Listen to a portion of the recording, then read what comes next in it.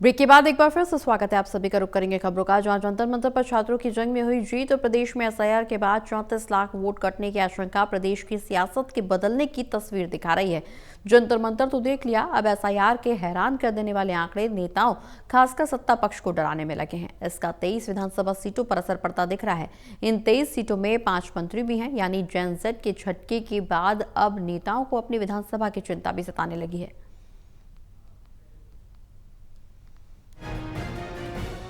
जमीन पर रहने वाले कॉकरोचों ने अगर अपनी दमदार लड़ाई जीती है तो फिर ये आरोप भी सही है कि शिक्षा और परीक्षा माफिया के दबाव में है।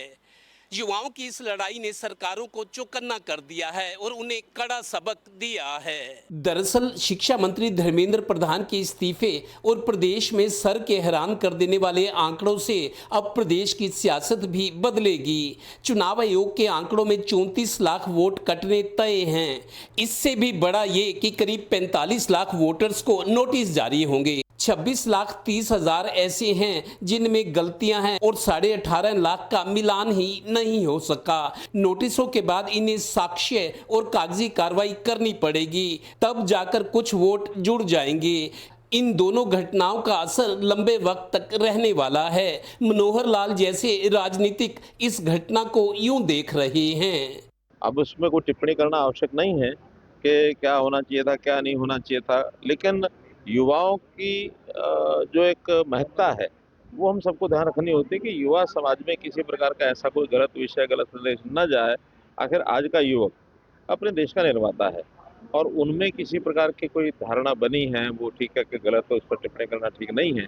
लेकिन उनके आगे उनकी बातचीत को ध्यान में रखते हुए अगर धर्मेंद्र प्रधान जी ने इस प्रकार का काम किया तो मैं उनकी सराहना करता हूं। मतलब जंतर मंतर को देख लिया, अब नेताओं खासकर बीजेपी से जुड़े विधायकों मंत्रियों को सर में कटने वाले वोटों की चिंता है।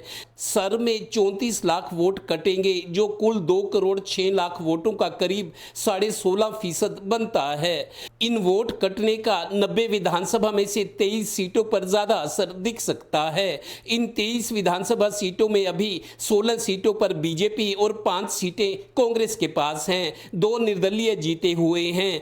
इन 23 विधानसभा सीटों से 5 मंत्री भी हैं। सबसे ज्यादा वोट गुरुग्राम और फरीदाबाद से कटेंगे क्योंकि ये बड़े औद्योगिक केंद्र हैं।